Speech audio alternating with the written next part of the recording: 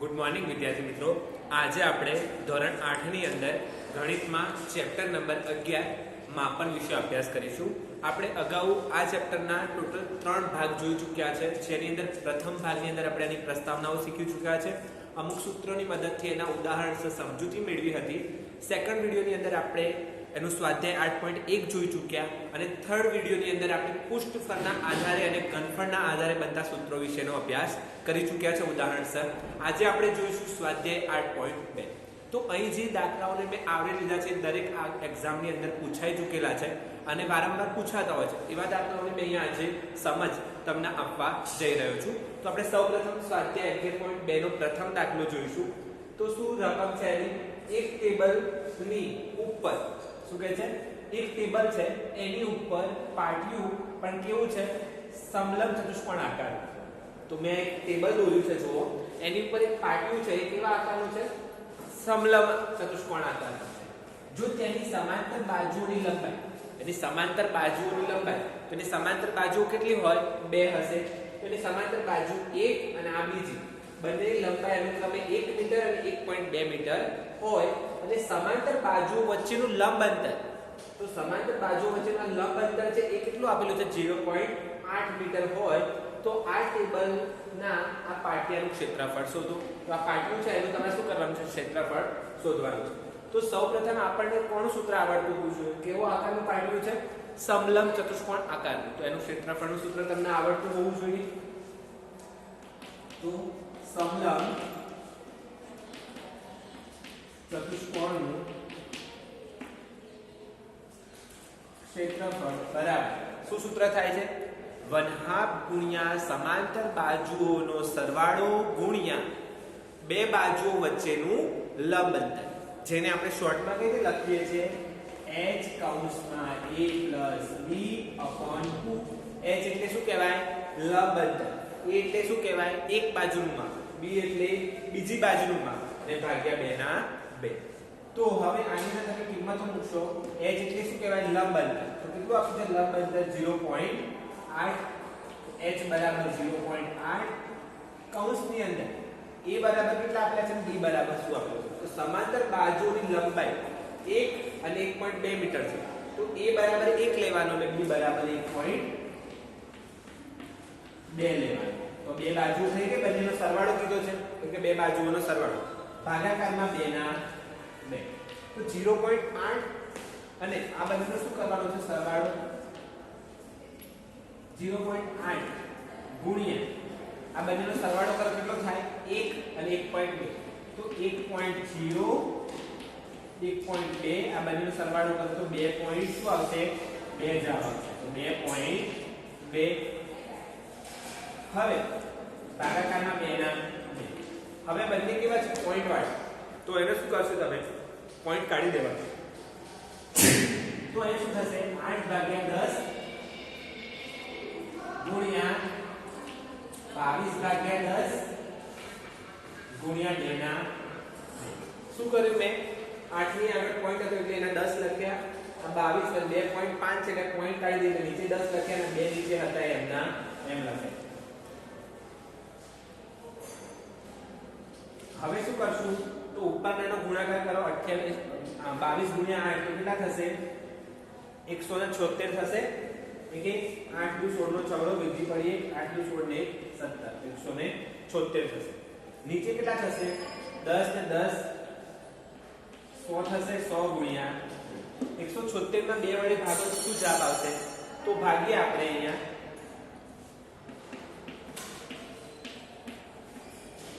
2 8 16 2 8 16 તો 88 અને 88 સરવાળો કરો તો કેટલો જવાબ આવશે? 176। તો આ ભાગી દેવાના કેટલા વડે? 88 વડે ભાગશે તો 88 ભાગ્યા 100 તો શું જવાબ આવશે? બે પોઈન્ટ કાપી દો એટલે આપણે પોઈન્ટમાં જવાબ જોઈએ તો 0.88 મીટર સ્ક્વેર। તો આ તમારો શું બની ગયો? એટલું સમલંબ ચતુષ્કોણનું ક્ષેત્રફળ મળી ગયું। તો આ સમલંબ ચતુષ્કોણ આકારનું જે પાટિયું હતું એનું ક્ષેત્રફળ કેટલું હશે? 0.88 મીટર સ્ક્વેર। શું કર્યું? મેં પોઈન્ટ કાઢી દીધા, બંને બાજુ નીચે 10 લખ્યા, 22 ગુણ્યા 8 એટલે 176 10 ગુણ્યા 10 એટલે 100 અને 2 ના લો 170 ના 2 વડે ભાગીએ તો 88 આવે 88 ભાગ્યા 100 એટલે 2 પોઈન્ટ કાપી દેવાના 1 અને 2 પોઈન્ટ કાપ્યા તો 0.88 મીટર સ્ક્વેર કેમ લખ્યો કે કારણ કે આપણે ક્ષેત્રફળ શોધવાનું છે અહીં એકમ કેવો છે મીટરમાં માટે એનું શું થઈ જશે વર્ગ હવે આપણે શીખીશું બીજો દાખલો એની અંદર પણ કેવો આકાર છે સમલંબ ચતુષ્કોણ આકાર આપેલો છે શું કીધું છે એક સમલંબ ચતુષ્કોણનું ક્ષેત્રફળ 24 સેન્ટીમીટર સ્ક્વેર આપી દીધેલું છે તો સમલંબ ચતુષ્કોણનું ક્ષેત્રફળ તમને આપી દીધું છે સૂત્ર લખી દો સમલંબ ચતુષ્કોણનું ક્ષેત્રફળ તમને આપી દીધું છે તો h કૌંસમાં a b ભાગ્યા a b એટલે સમાંતર બાજુઓનો સરવાળો h એટલે લંબ અંતર બે બાજુ વચ્ચેનું ભાગ્યા 2 ના 2 સમલંબ ચતુષ્કોણનું સૂત્રનું આપણે લખી દીધું આ રીતે લખવાનું એટલે તમને ફટાફટ કિંમતો મૂકતા ખબર પડે સમલંબ ચતુષ્કોણનું ક્ષેત્રફળ કેટલું આપેલું છે રકમની અંદર 24 સેમી સ્ક્વેર જેટલું આપેલું છે હવે h કેટલું આપેલું છે h એટલે તમે ઊંચાઈ પણ કહી શકો લંબ અંતર પણ કહી શકો તો અહીંયા તમને શેના બરાબર લખેલું આપ્યું છે ઊંચાઈ બરાબર 4 સેમી એટલે h બરાબર કેટલા લેશો 4 આ સમલંબની સમાંતર બાજુની લંબાઈ 10 મીટર છે તો તેની બીજી કેટલી હશે એક બાજુ 10 મીટર છે તો બીજી બાજુ કેટલી છે એ તમારે શોધવાનું છે કોઈ શું શોધવાનું છે બીજી બાજુ એટલે b શોધવાની છે એક બાજુને a કહેવાય બીજી બાજુને b કહેશો હવે 34 છે આ ભાગાકારમાં 2 છે ક્યાં જશે 34 ના ગુણાકારમાં તો સેમી સ્ક્વેર અને શું બચ્યું 4 કૌંસમાં 10 પ્લસ b હવે 34 ગુણ્યા 2 એટલે કેટલા થશે તો તમને જવાબ આવશે 68 સેમી સ્ક્વેર હવે 4 ના અંદર ગુણો 10 4 40 અને 4 b હવે 40 ના પેલા લઈ તો કેવા થઈ જાય માઈનસ થઈ જાય 81 - 40 સેમી સ્ક્વેર અને શું બચશે ઓન્લી ફોર 4b તો 68 માંથી 40 જાય તો કેટલા રહેશે તો 28 રહેશે 28 સેમી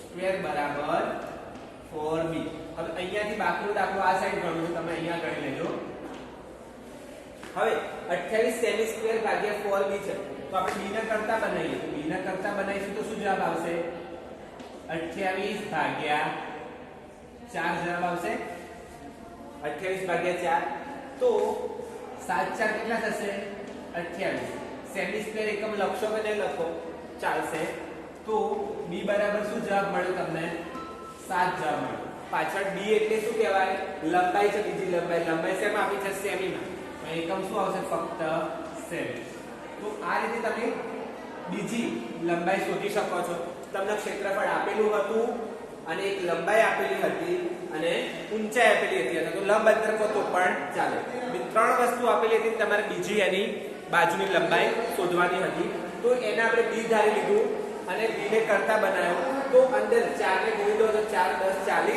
4 બીના 4 બી 40 68 બાજુ જાય તો માઈનસ થાય 68 માંથી 40 જાય તો 28 હવે 28 ને 4 વડે ભાગશો તો કેટલો જવાબ આવશે 7 જવાબ આવશે આમ બીજી બાજુની લંબાઈ કેટલી મળશે 7 સેમી હવે આપણે ત્રીજો દાખલો શીખીશું સમબાજુ ચતુષ્કોણના વિકર્ણોની લંબાઈ હવે સમબાજુ ચતુષ્કોણના વિકર્ણોની લંબાઈ આપી દીધી છે 7.5 સેમી અને બીજા વિકર્ણની લંબાઈ આપી છે 12 સેમી તો તેનું ક્ષેત્રફળ શોધો તો એનું સૂત્ર આવડતું હોવું જોઈએ પહેલા તો સમબાજુ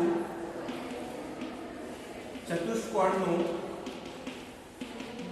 ક્ષેત્રફળ અને સમબાજુમાં દરેક બાજુ કેવી હોય સરખા માપની હોય એનું સૂત્ર શું છે 1/2 ગુણ્યા d1 ગુણ્યા d2 d1 એટલે પ્રથમ વિકર્ણનું માપ d2 એટલે બીજા વિકર્ણનું માપ તો અંદર આપણે કિંમત જ મૂકવાની રહેશે ફક્ત 1/2 ગુણ્યા d1 પહેલો વિકર્ણ કેટલો આપેલો છે 7.5 બીજો વિકર્ણ 12 આપેલો છે હવે 2 6 કેટલા થાય 12 થશે તો 1 ગુણ્યા 7.5 માંથી પોઈન્ટ કાઢી લઈએ તો 75 ગુણ્યા 6 ભાગ્યા 10 10 કેમ લખ્યા મેં અહીંયા તો 10 એટલા માટે લખ્યા છે કે 75 ની અંદર વચ્ચે પોઈન્ટ હતો પોઈન્ટ કાઢીને નીચે શું આવી જાય 10 આવી જશે હવે 75 ગુણ્યા 6 કરો તો શું જવાબ આવશે 75 એકા 75 75 ગુણ્યા 6 કરીએ તો તો 6 5 30 નું 16 વિધિ પડી 3 6 6 36 6 7 42 42 ને 3 ઉમેરીએ તો કેટલા થશે 46 તો જુઓ 6 7 42 43 44 અને 45 તો હવે તમે એ શું કરશો 445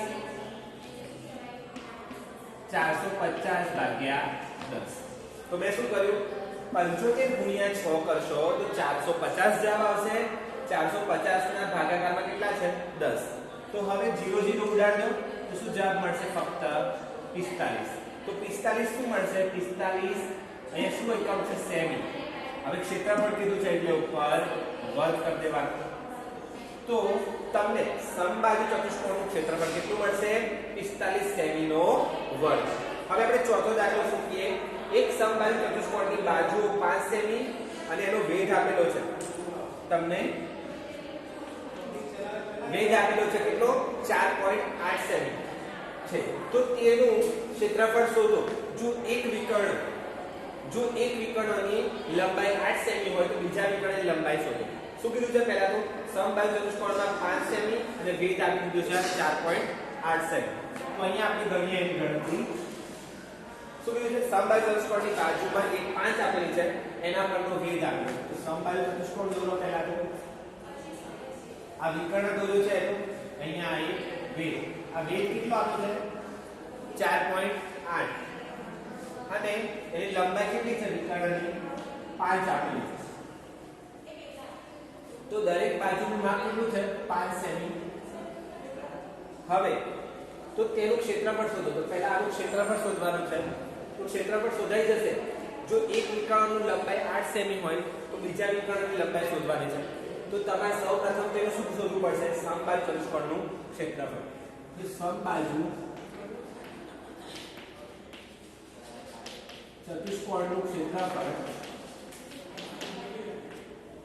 તેનું સૂત્ર શું છે 1/2 d1 ગુણ્યા d2 1/2 એને આપણે સમબાજુ ચતુષ્કોણનું ક્ષેત્રફળ શોધવા માટે આપણે શું કરીશું પાયો ગુણ્યા પાયા પરનો વેધ લઈશું તો પાયો 5 છે ઉપરનો વેધ કેટલો છે 4.8 તો પહેલા સમબાજુ ચતુષ્કોણનું ક્ષેત્રફળ માટે આપણે પહેલા એનું મતલબ સમબાજુ ચતુષ્કોણનું ક્ષેત્રફળ શોધી દઈશું તો કેટલું મળશે આપણને d1 d2 એટલે શું કહેવાય બે વિકર્ણો કહેવાશે એમાં વેધ આપી દીધો 4.8 ની અંદર બીજા 4.8 ઉમેરી દઈએ તો કેટલા થઈ જશે ટોટલ તો એના માટે તમારે આવી રીતે કરવાનું છે 4.8 ગુણ્યા 5 પાયો પાયા પરનો વેધ તો આ બંનેનો ગુણાકાર કરો 48 ગુણ્યા 5 ભાગ્યા 10 તો કેટલા 5 ને 10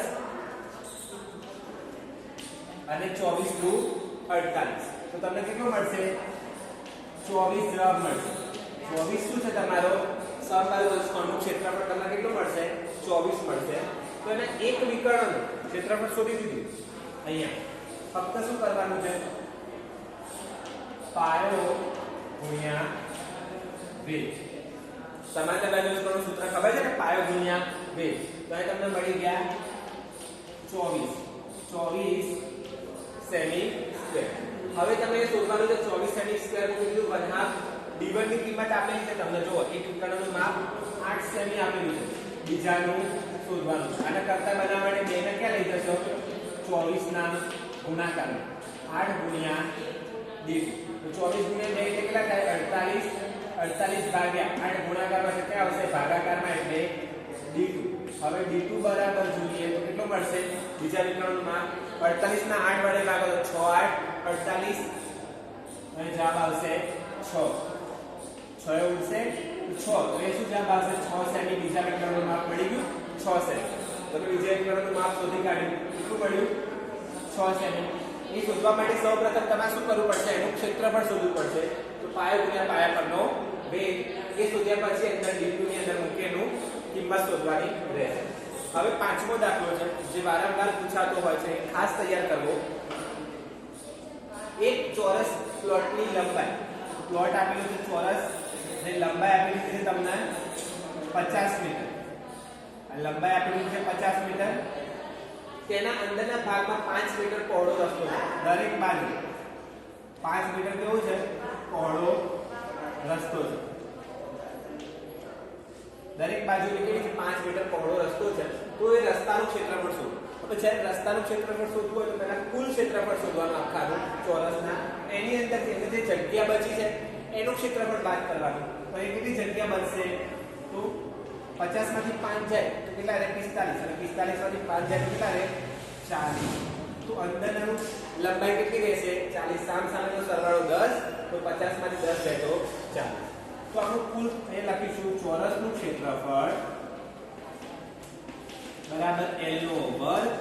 હવે કુલ ક્ષેત્રફળ તો આખા ચોરસનું કુલ ક્ષેત્રફળ કેટલું છે તો આપણે લખીશું ચોરસનું કુલ ક્ષેત્રફળ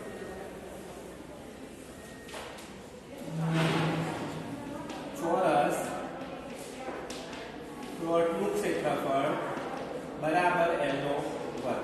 તો 50 નો શું થશે વર્ગ. 50 નો વર્ગ શું થાય 2500 મીટર સ્ક્વેર. હવે તેના અંદરના ભાગમાં 5 મીટર પહોળો રસ્તાનું ક્ષેત્રફળ શોધવાનું છે. હવે રસ્તાનું ક્ષેત્રફળ શોધવાનું છે તો જે અંદર 40 છે બાકીના ભાગનું ક્ષેત્રફળ અંદરના બાકીના ભાગનું ક્ષેત્રફળ. તો એ પણ અંદરનો ભાગ પણ કેવો છે ચોરસ એટલે L નો વર્ગ થશે તો કેટલો આવશે 40 નો વર્ગ. કેટલો થાય 1600 મીટર સ્ક્વેર.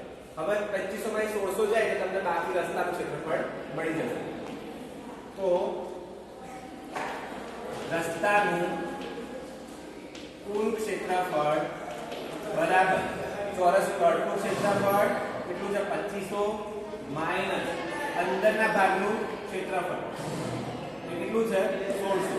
તો 2500 માંથી 1600 જાય કેટલો આવે 900 મીટર સ્ક્વેર. તો તમને જવાબ મળી ગયો 900 મીટર સ્ક્વેર. તો આ શું મળ્યું તમને ફક્ત રસ્તાનું ક્ષેત્રફળ મળ્યું. આખામાંથી અંદરનો બાદ કરી દે તો ફક્ત રસ્તાનું ક્ષેત્રફળ મળી જાય. એવી જ રીતે આ દાખલાની અંદર શું કર્યું છે ઉમેશ પાસે એક લંબચોરસ પ્લોટ છે. તો આ એક લંબચોરસ આકારનો પ્લોટ છે. પ્લોટની લંબાઈ 80 મીટર છે અને પહોળાઈ પ લખેલો છે. પહોળાઈ કેટલી આપેલી છે 60 મીટર. તો એની પહોળાઈ આપેલી છે 60 મીટર. તેના ચારે બાજુથી 5 મીટર જગ્યા છોડીને વચ્ચેના ભાગમાં બગીચો કરવાનો છે. ચારે બાજુથી શું કર્યું છે 5 મીટર જગ્યા છોડી દીધી અને જે બાકીનો ભાગ છે એમાં શું કરવાનો છે બગીચો બનાવવાનો છે. આ બાકીનો અંદરનો જે ભાગ છે એની અંદર શું બનાવવાનો છે બગીચો બનાવવાનો છે. તો શું કરીશું 80 માંથી 5 ને 5 જાય કેટલા રહે 10. એટલે જેટલી અહીંયા રસ્તો છે એટલો જ રસ્તો અહીંયા છે. તો બંને 5 ને 5 10.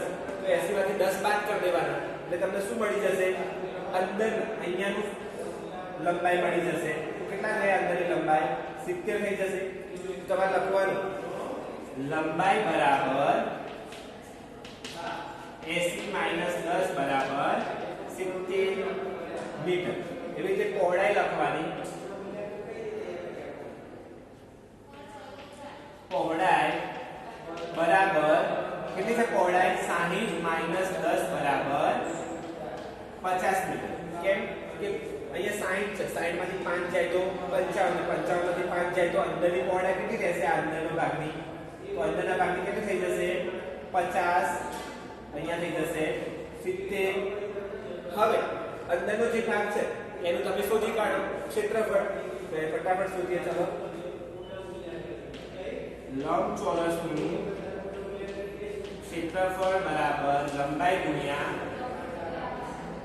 પહોળાઈ. તો લંબાઈ ગુણ્યા પહોળાઈ શું આવશે લંબાઈ કેટલી છે 70 અને પહોળાઈ છે 50. તો 7 5 કેટલા થાય 35. અહીંયાનો 01 અહીંયાનો 01 મીટર સ્ક્વેર. તો આનું ક્ષેત્રફળ કેટલું મળશે વચ્ચેના ભાગમાં બગીચો કરવો છે તો વચ્ચેનો જે ભાગ છે એમાં બગીચો કરવો હતો તો કેટલું ક્ષેત્રફળ મળ્યું 3500 મીટર સ્ક્વેર. બગીચાનું ક્ષેત્રફળ આપણે મળ્યું. તો આ રીતે ક્ષેત્રફળ શોધવાનું. આ રીતે પ્લોટના અંદરના ભાગમાં બગીચો કરવો હતો રસ્તાનું શોધવું હતું તો આખામાંથી અંદરનો બાદ કર્યો તો રસ્તાનું મળી ગયું. અંદરનું શોધવું હતું તો આ બંને બાજુ શોધી કાઢ્યું ઈઝી હતું.